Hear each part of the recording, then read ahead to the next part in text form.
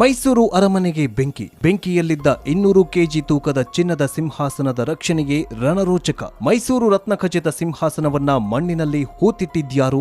ಅಷ್ಟಕ್ಕೂ ರತ್ನಖಚಿತ ಮೈಸೂರು ಸಿಂಹಾಸನದ ರಹಸ್ಯವಾದರೂ ಏನು? ಇದರ ಜೊತೆಗೆ ವಿಶ್ವವಿಖ್ಯಾತ 750 ಕೆಜಿ ತೂಕದ ಚಿನ್ನದ ಅಂಬಾರಿಯನ್ನ ಹುತ್ತದಲ್ಲಿ ಬಚ್ಚಿಟ್ಟಿದ್ಯಾಕೆ? ಹುತ್ತದಲ್ಲಿದ್ದ ಅಂಬಾರಿ ಮೈಸೂರಿಗೆ ಬಂದ ರೋಚಕ ಕಥೆಯನ್ನ ಕೂಡ ಬಿಚ್ಚಿಡ್ತೀವಿ. ವಿಡಿಯೋ ತುಂಬಾ ಇಂಟ್ರೆಸ್ಟಿಂಗ್ ಆಗಿರುತ್ತೆ, ಪೂರ್ತಿಯಾಗಿ ನೋಡಿ. ಅಲ್ಲದೆ ನಮ್ಮ ಚಾನಲಲ್ಲಿ ಇಂತಹ ಅನೇಕ ಕುತೂಹಲಕಾರಿ ವಿಡಿಯೋಗಳು ಇವೆ, ಪ್ರೋತ್ಸಾಹಿಸಿ. ಜೊತೆಗೆ ನೀವೇನಾದರೂ ನಮ್ಮ ಚಾನಲ್ಗೆ ಹೊಸಬರಾಗಿದ್ರೆ ಕೂಡಲೇ ಸಬ್ಸ್ಕ್ರೈಬ್ ಮಾಡ್ಕೊಳ್ಳಿ, ಪಕ್ಕದಲ್ಲಿರುವ ಬೆಲ್ ಐಕಾನ್ ಅನ್ನು ಕ್ಲಿಕ್ ಮಾಡಿ ಮತ್ತು ಮೈಸೂರು ಅಂಬಾರಿಯ ಬಗ್ಗೆ ನಿಮ್ಮ ಅನಿಸಿಕೆ ಅಭಿಪ್ರಾಯಗಳನ್ನ ಕಮೆಂಟ್ ಮೂಲಕ ತಿಳಿಸಿ. ಸೊ ಇನ್ಯಾಕ್ ತಡ, ಬನ್ನಿ ಸುದ್ದಿ ಜಾಲದೊಳಗೆ ಹೋಗೋಣ. ಮೈಸೂರು ಅರಮನೆಯ ರತ್ನಖಚಿತ ಸಿಂಹಾಸನದ ರಹಸ್ಯ ಒಂದೆರಡಲ್ಲ, ಕೇವಲ ನವರಾತ್ರಿ ಸಂದರ್ಭದಲ್ಲಿ ಮಾತ್ರ ಸಾರ್ವಜನಿಕರ ವೀಕ್ಷಣೆಗೆ ಸಿಗುವಂತಹ ರತ್ನಖಚಿತ ಸಿಂಹಾಸನದ ಕತೆ ನಿಜಕ್ಕೂ ರೋಚಕವಾಗಿದೆ. ಮೈಸೂರು ಅರಮನೆಯಲ್ಲಿ ಇರುವಂತಹ ಸಿಂಹಾಸನದ ಬರೋಬ್ಬರಿ 200 ಕೆಜಿಯಷ್ಟು ಬಂಗಾರದ ಸಿಂಹಾಸನವಿದ್ದು, ಈ ರತ್ನಖಚಿತ ಸಿಂಹಾಸನದ ದರ್ಶನ ಸಿಗುವುದು ವರ್ಷಕ್ಕೆ ಒಮ್ಮೆ ಮಾತ್ರ, ಅದು ನವರಾತ್ರಿ ಸಂದರ್ಭದಲ್ಲಿ. ಆದರೆ ಈ ರತ್ನಖಚಿತ ಸಿಂಹಾಸನವನ್ನ ಅಂದು ಅರಮನೆಗೆ ಬೆಂಕಿ ಬಿದ್ದಾಗ ರಕ್ಷಣೆ ಮಾಡಿದ್ದೇ ರೋಚಕ. ಹೌದು, ಇಂತಹ ಸಿಂಹಾಸನವನ್ನ ಕಾಪಾಡಿಕೊಂಡು ಬಂದಿದ್ದು ಮೈಸೂರು ರಾಜರ ಕೀರ್ತಿ. ಈ ಸಿಂಹಾಸನವನ್ನ 1897ರಲ್ಲಿ ನಡೆದ ಹಳೆಯ ಅರಮನೆಯ ಅಗ್ನಿ ದುರಂತದಲ್ಲಿ ರಕ್ಷಿಸಿದ್ದೇ ಬಹುದೊಡ್ಡ ಸಾಧನೆಯಾಗಿದೆ. ಅರಮನೆ ಬೆಂಕಿಯಲ್ಲಿ ಉರಿತಾ ಇದ್ರೆ ಬ್ರಿಟಿಷ್ ಪ್ರತಿನಿಧಿಗಳು ಮತ್ತು ಅರಮನೆಯಲ್ಲಿದ್ದ ಸೇವಕರು, ಬೆಂಕಿ ಆರಿಸಲು ಬಂದಿದ್ದ ಸ್ವಯಂ ಸೇವಕರು ತಮ್ಮ ಶಕ್ತಿಯನ್ನ ಬಳಸಿ ಸಿಂಹಾಸನಕ್ಕೆ ಕಿಂಚಿತ್ತೂ ಧಕ್ಕೆಯಾಗದಂತೆ ಸುರಕ್ಷಿತವಾಗಿ ಹೊರಕ್ಕೆ ತರಲಾಗಿತ್ತು. ಅಂದು ರಕ್ಷಣೆಯಾದ ಸಿಂಹಾಸನ ಇಂದಿಗೂ ಮೈಸೂರಿನಲ್ಲಿ ದಸರಾ ಸಂದರ್ಭದಲ್ಲಿ ದರ್ಶನಕ್ಕೆ ಸಿಗತ್ತೆ. ಇನ್ನು ಈ ಸಿಂಹಾಸನದ ಇತಿಹಾಸ ನಿಜಕ್ಕೂ ರೋಚಕವಾಗಿದೆ. ಹಸ್ತಿನಾಪುರದ ರಾಜರಾದ ಪಾಂಡವರ ಸಿಂಹಾಸನವಾಗಿತ್ತು. ಆ ಕಾಲದಲ್ಲಿ ಕಂಪುಲ ರಾಜನು ಇದನ್ನ ತಂದು ಪೆನಗೊಂಡದಲ್ಲಿ ಹೂತಿಟ್ಟಿದ್ದನು ಎನ್ನಲಾಗುತ್ತೆ. 1338ರಲ್ಲಿ ಮಹರ್ಷಿ ವಿದ್ಯಾರಣ್ಯರು ಧ್ಯಾನ ದೃಷ್ಟಿಯಿಂದ ಇದನ್ನ ಅರಿತು ವಿಜಯನಗರದ ಚಕ್ರಾಧಿಪತ್ಯದ ಸ್ಥಾಪಕ ಹರಿಹರನಿಗೆ ತಿಳಿಸಿದ್ರಂತೆ. ಅದರಂತೆ ಹೂತಿಟ್ಟಿದ್ದ ಸಿಂಹಾಸನವನ್ನ ಹೊರತೆಗೆದು 150 ವರ್ಷಗಳ ಕಾಲ ಆನೆಗೊಂದಿಯಲ್ಲಿ ಅಲಂಕರಿಸಿ ಬಳಿಕ ವಿಜಯನಗರದ ಅವನತಿಯ ವೇಳೆಗೆ ಶ್ರೀರಂಗಪಟ್ಟಣದಲ್ಲಿದ್ದ ವಿಜಯನಗರದ ರಾಯಭಾರಿಯ ಅರಮನೆಗೆ ಸಾಗಿಸಲಾಯಿತು ಅಂತ ಹೇಳಲಾಗುತ್ತೆ. ಆ ಬಳಿಕ 1609ರಲ್ಲಿ ಆಗಿನ ಮೈಸೂರು ಅರಸರಾಗಿದ್ದ ರಾಜ ಒಡೆಯರ್ ಶ್ರೀರಂಗ ರಾಜುಲು ಅವರನ್ನ ತಲಕಾಡಿಗೆ ಓಡಿಸಿ ಶ್ರೀರಂಗಪಟ್ಟಣವನ್ನ ವಶಕ್ಕೆ ಪಡೆದುಕೊಳ್ತಾರೆ. 1610ರಲ್ಲಿ ತಮ್ಮ ರಾಜಧಾನಿಯನ್ನ ಶ್ರೀರಂಗಪಟ್ಟಣದಲ್ಲಿ ಮೈಸೂರಿಗೆ ಬದಲಾಯಿಸಿದಾಗ ಸಿಂಹಾಸನವನ್ನ ಮೈಸೂರಿನ ಅರಮನೆಗೆ ಸಾಗಿಸಿ ಪ್ರಥಮವಾಗಿ ಸಿಂಹಾರೋಹಣ ಮಾಡಿದರಂತೆ ಹೇಳಲಾಗುತ್ತೆ. ಹೀಗೆ ಮಣ್ಣಿನಲ್ಲಿ ಹೂತಿಡಲಾಗಿತ್ತು. ಬೆಂಕಿಯಿಂದ ಬಚಾವಾಗಿ ಬಂದ ರತ್ನಖಚಿತ ಸಿಂಹಾಸನ ಇಂದು ಮೈಸೂರಿನಲ್ಲೇ ಉಳಿದುಕೊಂಡಿದೆ. ಇನ್ನು ಮೈಸೂರು ದಸರಾ ಒಂದು ಕಾಲದಲ್ಲಿ ಅರಸರ ಹಬ್ಬವಾಗಿತ್ತು. ಇದೀಗ ದಸರಾ ನಾಡ ಹಬ್ಬವಾಗಿ ಬದಲಾಗಿದ್ದು, ಈ ದಸರಾ ಮಹೋತ್ಸವಕ್ಕೆ ಬರೋಬ್ಬರಿ 400 ವರ್ಷದ ಇತಿಹಾಸವಿದೆ. ಆನೆ ಮೇಲೆ ಇರುವ 750 ಕೆಜಿ ತೂಕದ ಅಂಬಾರಿಯಲ್ಲಿರುವ ತಾಯಿ ಚಾಮುಂಡೇಶ್ವರಿ ದರ್ಶನಕ್ಕಾಗಿ ಲಕ್ಷಾಂತರ ಜನರು ತುದಿಗಾಲಲ್ಲಿ ಕಾಯ್ತಿರ್ತಾರೆ. ಆದರೆ ಇದೇ ಅಂಬಾರಿಯಂದು ವಾರಸುದಾರರಿಲ್ಲದೆ ಹುತ್ತದಲ್ಲಿ ಬಂದಿಯಾಗಿತ್ತು. ಸ್ನೇಹಿತರೆ, 750 ಕೆಜಿ ತೂಕದ ಈ ಚಿನ್ನದ ಅಂಬಾರಿ 14ನೇ ಶತಮಾನದ ಪ್ರಾರಂಭದಲ್ಲಿ ಕಂಪಿಲರಾಯನ ಆಡಳಿತದಲ್ಲಿ, ಆ ಬಳಿಕ ದೇವಗಿರಿ ಸಂಸ್ಥಾನ ಅವನತಿ ವೇಳೆ ಈ ಅಂಬಾರಿಯನ್ನ ದೇವಗಿರಿಯ ರಾಜ ಕಂಪಿಲದ ಮುಮ್ಮಡಿ ಸಿಂಗ್ ನಾಯಕನಿಗೆ ಹಸ್ತಾಂತರ ಮಾಡಿದ. ಅದನ್ನ ಕಾಪಾಡಿಕೊಂಡು ಬಂದಿದೆ. ಹೀಗಾಗಿ ಮುಮ್ಮಡಿ ಸಿಂಗ್ ನಾಯಕ ವಿದೇಶಿಗರ ದಾಳಿಗೆ ಹೆದರಿ ಈ ಅಂಬಾರಿಯನ್ನ ಬಳ್ಳಾರಿ ಬಳಿಯ ರಾಮದುರ್ಗದ ಕೋಟೆಯಲ್ಲಿ ಬಚ್ಚಿಡ್ತಾನೆ. ಆದರೆ 1327ರಲ್ಲಿ ದೆಹಲಿಯ ಸುಲ್ತಾನರ ದಾಳಿಗೆ ಸಿಕ್ಕ ಈ ಕಂಪಲ ರಾಜ್ಯ ಸಂಪೂರ್ಣವಾಗಿ ನಾಶವಾಗಿ ಹೋಗುತ್ತೆ.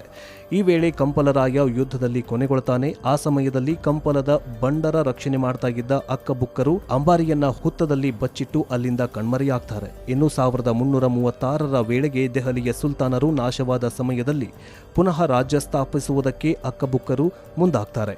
ಆ ಬಳಿಕ ಈ ಚಿನ್ನದ ಅಂಬಾರಿಯನ್ನ ಹುತ್ತದಿಂದ ಸ್ಥಳಾಂತರ ಮಾಡಲಾಗುತ್ತೆ. ಬಳಿಕ ಕೆಲವು ವರ್ಷಗಳ ನಂತರ ಈ ಅಂಬಾರಿಯನ್ನ ಶ್ರೀರಂಗಪಟ್ಟಣಕ್ಕೆ ತರಲಾಗುತ್ತೆ. ಅದಾದ ನಂತರ ಕೊನೆಯದಾಗಿ ಈ ಬಂಗಾರದ ಅಂಬಾರಿ ಮೈಸೂರಿಗೆ ಬರುತ್ತೆ. ಹೀಗೆ ಹಲವಾರು ರೋಚಕ ಕಥೆಯ ಪಯಣದ ನಂತರ ಈ ಸುವರ್ಣ ಖಚಿತ ಅಂಬಾರಿ ಸ್ಥಿರವಾಗಿ ಈಗ ಮೈಸೂರಿನಲ್ಲಿ ನೆಲೆಯೂರಿದ್ದು, ಇದೀಗ ಮೈಸೂರಿನ ಯದುವೀರರು ಈ ಅಂಬಾರಿಯನ್ನ ಸಂರಕ್ಷಣೆ ಮಾಡಿಕೊಂಡು ಬಂದಿದ್ದಾರೆ. ಇನ್ನು ಆರಂಭದಲ್ಲಿ ಚಿನ್ನದ ಅಂಬಾರಿಯಲ್ಲಿ ಮೈಸೂರಿನ ರಾಜರು ಕೂತ್ಕೊಂಡು ದರ್ಶನ ಮಾಡ್ತಾ ಇದ್ರಂತೆ. ಆದರೆ 1974ರಲ್ಲಿ ಜಯಚಾಮರಾಜೇಂದ್ರ ಒಡೆಯರ್ ಅವರ ನಿಧನದ ನಂತರ ಈ ಚಿನ್ನದ ಅಂಬಾರಿಯಲ್ಲಿ ತಾಯಿ ಚಾಮುಂಡೇಶ್ವರಿಯನ್ನ ಕೂರಿಸಿ ಜಂಬೂ ಸವಾರಿಯನ್ನ ಮಾಡಲಾಗುತ್ತೆ.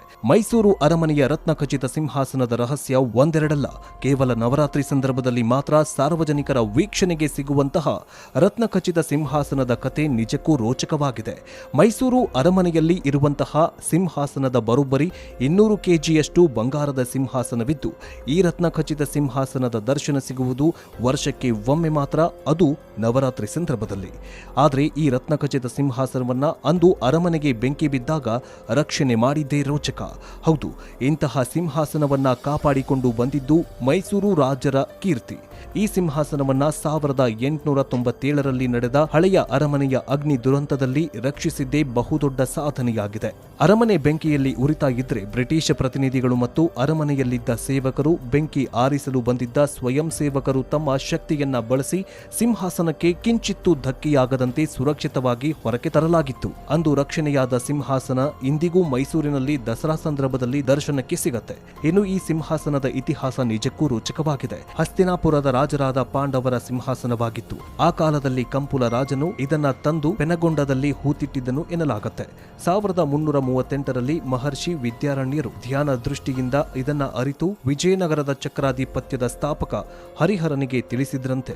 ಅದರಂತೆ ಹೂತಿಟ್ಟಿದ್ದ ಸಿಂಹಾಸನವನ್ನ ಹೊರತೆಗೆದು 150 ವರ್ಷಗಳ ಕಾಲ ಆನೆಗೊಂದಿಯಲ್ಲಿ ಅಲಂಕರಿಸಿ ಬಳಿಕ ವಿಜಯನಗರದ ಅವನತಿಯ ವೇಳೆಗೆ ಶ್ರೀರಂಗಪಟ್ಟಣದಲ್ಲಿದ್ದ ವಿಜಯನಗರದ ರಾಯಭಾರಿಯ ಅರಮನೆಗೆ ಸಾಗಿಸಲಾಯಿತು ಅಂತ ಹೇಳಲಾಗುತ್ತೆ.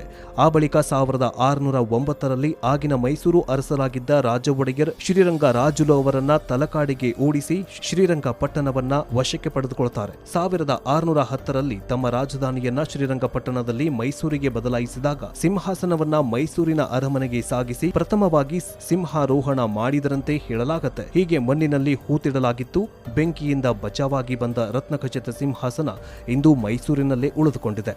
ಇನ್ನು ಮೈಸೂರು ದಸರಾ ಒಂದು ಕಾಲದಲ್ಲಿ ಅರಸರ ಹಬ್ಬವಾಗಿತ್ತು. ಇದೀಗ ದಸರಾ ನಾಡ ಹಬ್ಬವಾಗಿ ಬದಲಾಗಿದ್ದು, ಈ ದಸರಾ ಮಹೋತ್ಸವಕ್ಕೆ ಬರೋಬ್ಬರಿ 400 ವರ್ಷದ ಇತಿಹಾಸವಿದೆ. ಆನೆ ಮೇಲೆ ಇರುವ 750 ಕೆಜಿ ತೂಕದ ಅಂಬಾರಿಯಲ್ಲಿರುವ ತಾಯಿ ಚಾಮುಂಡೇಶ್ವರಿ ದರ್ಶನಕ್ಕಾಗಿ ಲಕ್ಷಾಂತರ ಜನರು ತುದಿಗಾಲಲ್ಲಿ ಕಾಯ್ತಿರ್ತಾರೆ. ಆದರೆ ಇದೇ ಅಂಬಾರಿಯಂದು ವಾರಸುದಾರರಿಲ್ಲದೆ ಹುತ್ತದಲ್ಲಿ ಬಂದಿಯಾಗಿತ್ತು. ಸ್ನೇಹಿತರೆ, 750 ಕೆಜಿ ತೂಕದ ಈ ಚಿನ್ನದ ಅಂಬಾರಿ 14ನೇ ಶತಮಾನದ ಪ್ರಾರಂಭದಲ್ಲಿ ಕಂಪಿಲರಾಯನ ಆಡಳಿತದಲ್ಲಿ, ಆ ಬಳಿಕ ದೇವಗಿರಿ ಸಂಸ್ಥಾನ ಅವನತಿ ವೇಳೆ ಈ ಅಂಬಾರಿಯನ್ನ ದೇವಗಿರಿಯ ರಾಜ ಕಂಪಿಲದ ಮುಮ್ಮಡಿ ಸಿಂಗ್ ನಾಯಕನಿಗೆ ಹಸ್ತಾಂತರ ಮಾಡಿದ. ಅದನ್ನ ಕಾಪಾಡಿಕೊಂಡು ಬಂದಿದೆ. ಹೀಗಾಗಿ ಮುಮ್ಮಡಿ ಸಿಂಗ್ ನಾಯಕ ವಿದೇಶಿಗರ ದಾಳಿಗೆ ಹೆದರಿ ಈ ಅಂಬಾರಿಯನ್ನ ಬಳ್ಳಾರಿ ಬಳಿಯ ರಾಮದುರ್ಗದ ಕೋಟೆಯಲ್ಲಿ ಬಚ್ಚಿಡ್ತಾನೆ.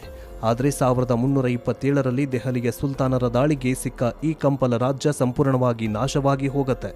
ಈ ವೇಳೆ ಕಂಪಲರಾಯ ಯುದ್ಧದಲ್ಲಿ ಕೊನೆಗೊಳ್ತಾನೆ. ಆ ಸಮಯದಲ್ಲಿ ಕಂಪಲದ ಬಂಡರ ರಕ್ಷಣೆ ಮಾಡ್ತಾ ಇದ್ದ ಅಕ್ಕಬುಕ್ಕರು ಅಂಬಾರಿಯನ್ನ ಹುತ್ತದಲ್ಲಿ ಬಚ್ಚಿಟ್ಟು ಅಲ್ಲಿಂದ ಕಣ್ಮರೆಯಾಗ್ತಾರೆ. ಇನ್ನು 1336ರ ವೇಳೆಗೆ ದೆಹಲಿಯ ಸುಲ್ತಾನರು ನಾಶವಾದ ಸಮಯದಲ್ಲಿ ಪುನಃ ರಾಜ್ಯ ಸ್ಥಾಪಿಸುವುದಕ್ಕೆ ಅಕ್ಕಬುಕ್ಕರು ಮುಂದಾಗ್ತಾರೆ.